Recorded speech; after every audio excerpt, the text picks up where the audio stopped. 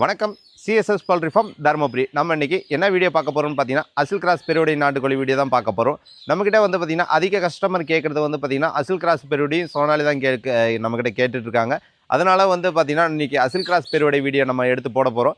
இந்த அசில் கிராஸ் பெருவடை எதுக்கு வளர்க்குறாங்க, என்ன பர்பஸ்க்காக வளர்க்குறாங்க, அது மட்டும் இல்லாத இது எத்தனை முட்டையிடும், இது வந்து கறியோடைய வெயிட் என்ன, எல்லாமே முழு டீட்டெயில்ஸாக பார்க்கலாம். இதுக்கு என்னென்ன மருந்து கொடுத்துருக்கோம் எல்லாமே பார்த்திங்கன்னா ஃபுல் டீட்டெயில்ஸாக பார்க்கலாம். இப்போ வந்து பார்த்திங்கன்னா, நம்ம அசில் கிராஸ் பெருவடையை பொறுத்த வரைக்கும் நம்ம ஒரு நாள், அதாவது ஒரு முட்டையை எடுத்து ஒரு நாள் குஞ்சை நம்ம இன்குபேட்டரில் வச்சு பார்த்திங்கன்னா ஒரு நாள் குஞ்சிலிருந்து நம்ம கிட்டத்தட்ட வந்து பார்த்திங்கன்னா ஒரு 4 மாதம் கோழி, அதாவது ஒரு முட்டையிடுற கோழி வரைக்குமே நான் சேல் பண்ணிகிட்ருக்குறோம்.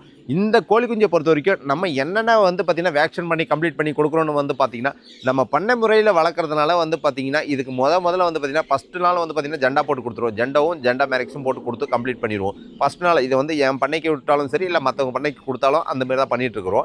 இது மட்டும் இல்லாமல் நம்ம வந்து பார்த்திங்கன்னா 7 நாளைக்கு வந்து பார்த்திங்கன்னா F1, 14 நாளைக்கு வந்து பார்த்திங்கன்னா ஐபிடியோ, 21வது நாளைக்கு லசோட்டோ. இது பார்த்து வைங்கன்னா நம்ம மாமூல் எல்லா கோழிக்குமே கொடுக்குற மாரி தான் இதுக்கு கொடுத்துட்ருக்குறோம். இதில் வந்து பார்த்திங்கன்னா இந்த 21 நாளுக்குள்ளேயே 14வது நாள் ஆச்சுன்னா வந்து பார்த்திங்கன்னா இதுக்கு மூக் கட்டிங் பண்ணிடுவோங்க. மூக் கட்டிங் பண்ணுறதுனால வந்து பார்த்திங்கன்னா இது எதுக்காக மூக் கட்டிங் பண்ணுறாங்கன்னா, ஒன்று கொத்திக்கும். அதாவது 14வது நாள் ஐபிடி வச்சாவே இது வந்து பார்த்திங்கன்னா ஒன்று கொத்திக்கிற தன்மை இருக்குங்க. அதே வந்து வெளிமேய்ச்சல் விடும்போது அது தேவை கிடையாது.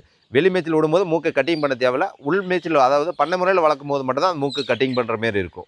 நம்ம இந்த அசில் கிராஸை பொறுத்த வரைக்கும் எந்த பர்பஸ்க்காக வளர்க்குறோன்னு பார்த்தீங்கன்னா, கறிக்கு முட்டைக்காக தான் வளர்க்கக்கூடிய ஒரே கோழின்னு நம்ம சொல்ல போகிறோம்.